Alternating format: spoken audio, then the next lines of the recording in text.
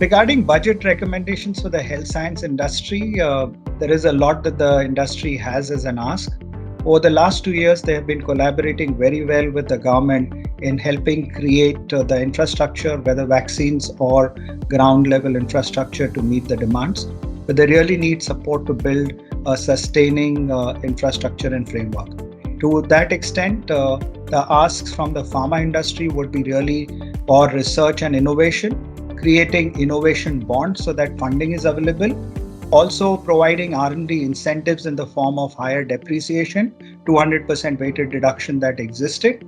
The government should also consider expanding the patent box reach from what is very narrow and looking at only India-specific commercialization to a broader global commercialization.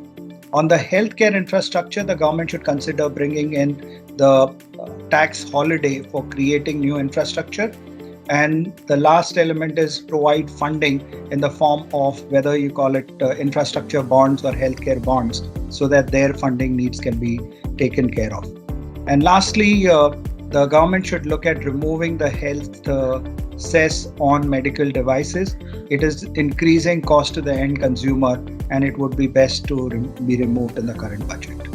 There is a GST ask for reducing it, the GST rate from 12% to 5%, and the government should consider that also for the industry.